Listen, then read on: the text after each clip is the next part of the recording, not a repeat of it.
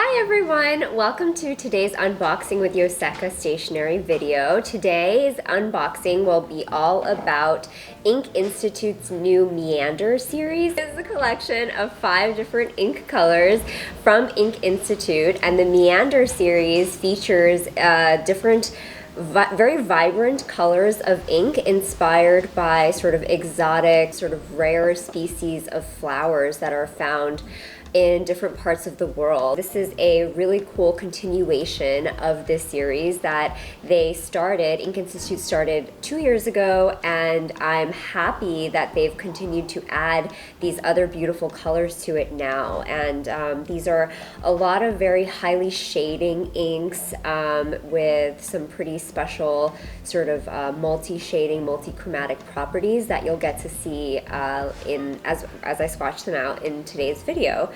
So for those of you who don't know, Ink Institute is a brand from Taiwan, and we love them. They actually make our inks that we've made. So we made our Yoseka #1 Origin ink, and they made that for us back in 2021. And then for this year's release of our Yoseka Ceramics ink series, we actually also asked Ink Institute to make those inks for us too. So we love Ink Institute very much, and I'm excited to show you all their Meander series of inks. So let's just dive right in. They all feature the artwork of the different flowers, and they're not all flowers. Like this one is actually a succulent, but they are mostly flowers. So there's 5 different sort of flowers that are featured, and an illustration of each of the different flowers is on the label of the bottle with the color of the ink. So you can get an idea of what the color looks like just by looking at the ink bottle, as well as a little bit about that species of flower. So these are the 5 ink colors that we'll be swatching out today. The Mexican Hens, the Pingtung Chematis, the Siebold Lily, the electric blue spider lily, and I think this is going to be the most popular one, and then like the OG from 2 years ago, the Jade Vine. Alright, so those are the bottles, and these are the classic sort of Ink Institute bottles that we see. I think these are 30 milliliter bottles.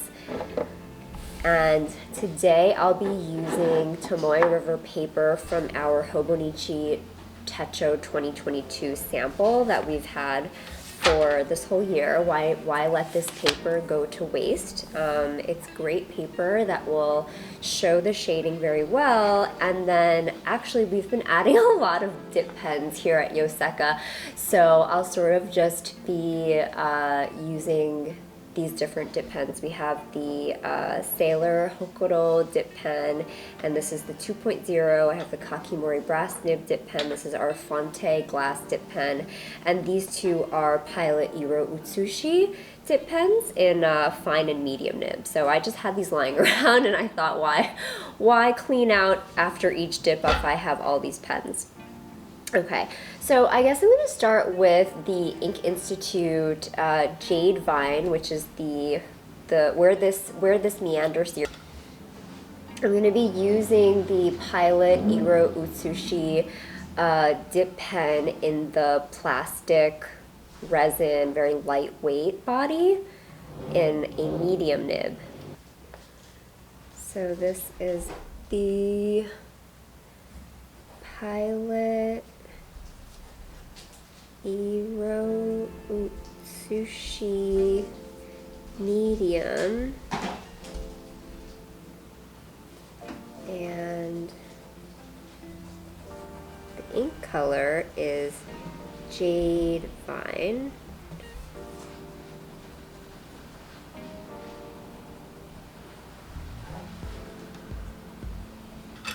And then I'm actually going to switch over to my Kakimori brass nib now and dip in, and I'm just going to do like this to get a better swatch of the ink. Okay. All right. Got a jar of water here. I've got a jar of water here on the side, so I'm just going to be cleaning these dip pens like this as I go, and these pens are super easy to clean, so you just really need one jar of water. All right, so that was the Jade Vine. For anyone who's really into flowers, it tells you a little bit about the flower. It says it's one of the only 3 turquoise colored flowers in the world, which is a native from the tropical forest of the Philippines. And it's really beautiful. They're known for having these like really long strands of these very uniquely shaped flowers from the tree. So I actually did look this up when I was writing up the description a couple of years ago when we first added it, and it really does look like this. It's a very like interesting looking flower. Jade Vine. There. And Jade Vine is not like a crazy shading color, but some of these new ones that Ink Institute introduced, they are more. Moving on, we are going to be looking at the sort of like the bright red ink color in the series. This one is called the Siebold's Lily, and an interesting story about this one, and it says it here on the label, is that it was actually thought of as being extinct in Taiwan since 1915, but then there was like some kind of fire in 2011 and they discovered this flower growing. And I'm going to be using my Fonte glass dip pen for this. I really like the Fonte one because it's so portable and it has that cap, which makes me feel like it's sort of safer to use. So this is the Fonte dip pen. Ooh, this is a really pretty sort of Siebold's Lily. This is a really pretty like orange, almost like a corally orange color. Yeah, I'm quite enjoying this color, especially with this dip pen. I think because of how wet the dip pen is, it's really bringing out the best qualities of this ink color. All right, now I'm going to cap my glass dip pen and I'm going to switch over to the Kakimori dip pen for this bigger splotchy swatch. Ooh, yeah, this is such a pretty color. You know, this is sort of like, I didn't expect it to be such a color that I like so much, because I don't usually like reds and oranges this much, but I think because of that sort of peachy look, peachy color, like,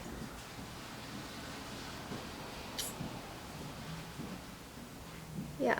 And it shades red and it shades lighter, like peachy orange, but it is overall just like an orange ink color. Okay, so next up I will be swatching the Pingtung Chematis, which looks like this, and that is very pretty. And according to this label here, it is a climbing species native to southern Taiwan in very sunny places or forest margins. It produces a glamorous pale pink flower with fleshy blue filaments in early spring. So I have swatched these out already before, and I can tell you that this color is like a very pretty, very vibrant purple. This one is the Pilot Iro Utsushi wooden grip, wooden handle with a fine nib.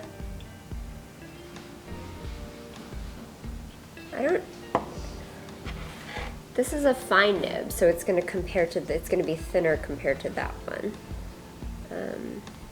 Oh yeah, it's much thinner. Hero.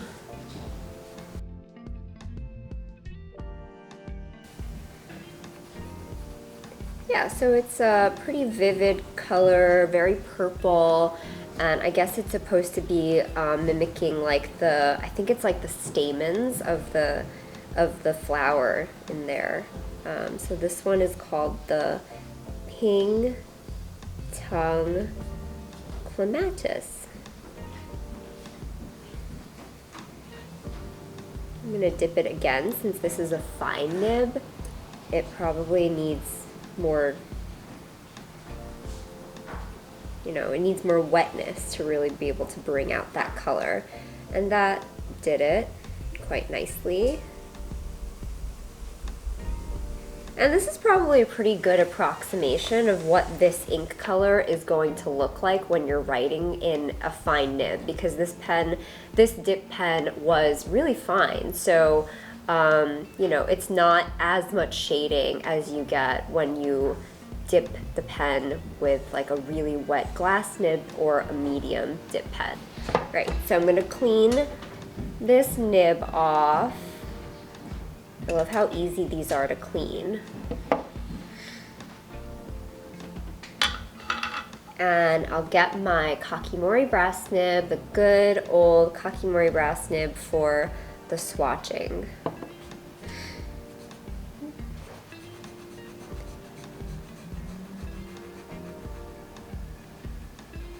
Nice.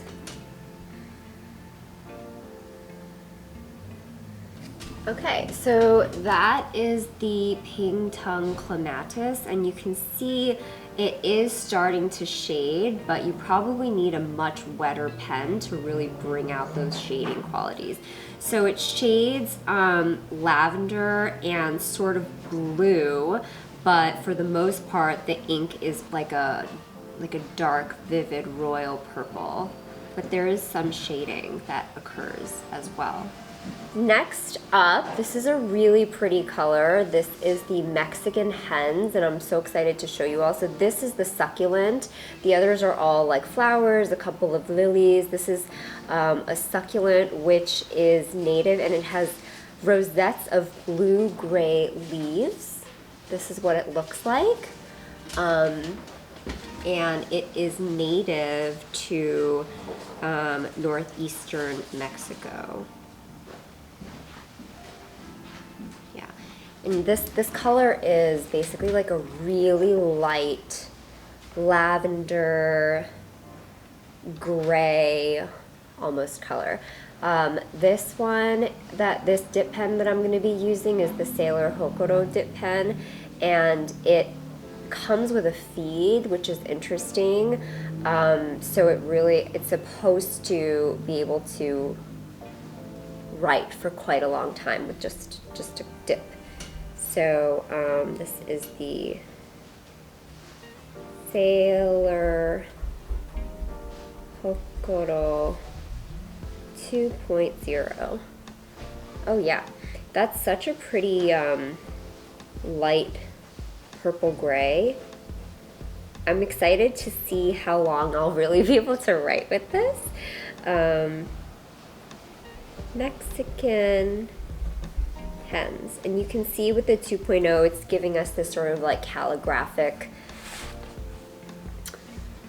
and you can see with the 2.0 it's giving us sort of like this calligraphic sort of quality to the writing, which is sort of easy. It's like, I don't do calligraphy, but it makes it look like I do, which is nice.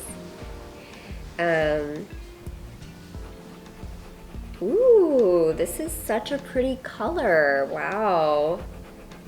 I did swatch these earlier, but seeing it in a 2.0 is a little bit different.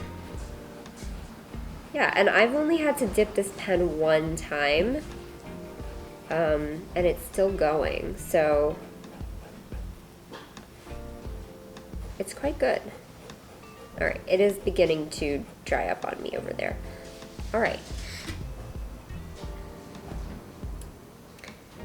Okay, now I'll get my trusty Kakimori brass nib for the swatch.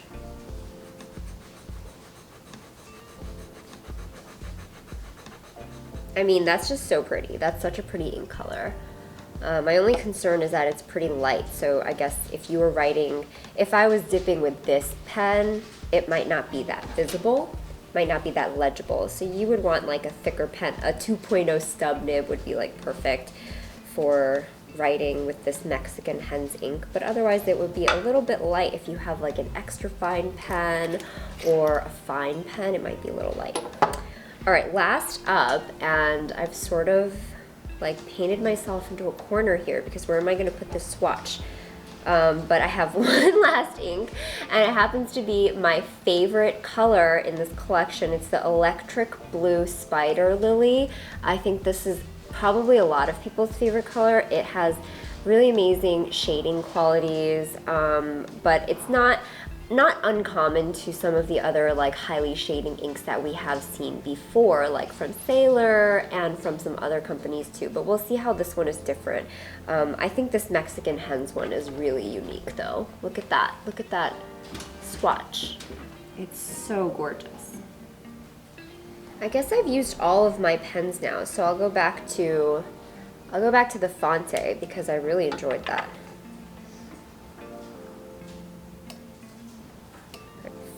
Fonte.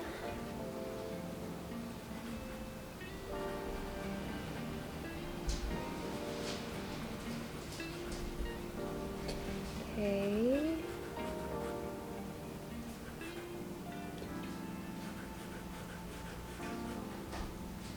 This is the Electric Blue Spider Lily. Okay. So this is like, I guess this is, seeing it like this, it does make me realize that this is a pretty light ink color as well. I didn't realize quite how light it was when I was doing the swatch at first, but it is pretty light. But as it dries, it's almost interesting because it dries almost more purple, and it, like, at first when you're writing with it, it goes on more blue, but it becomes more purple and more vivid as it dries. Okay.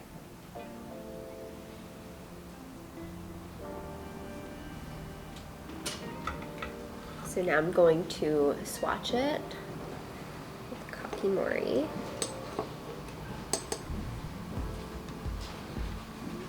Ooh.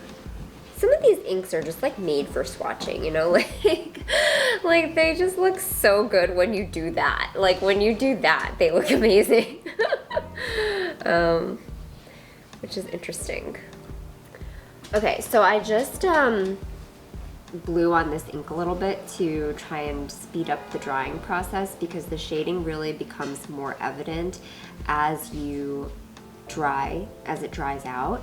But this is a rather light purple ink, the Electric Blue Spider Lily, that shades lavender and blue.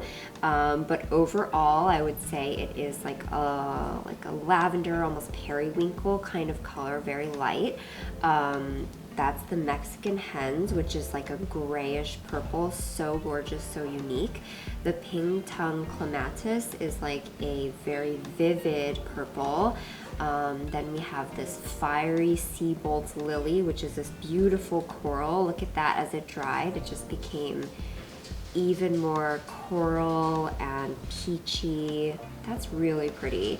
And the Jade Vine, which started out this series in the beginning in 2020 from Ink Institute.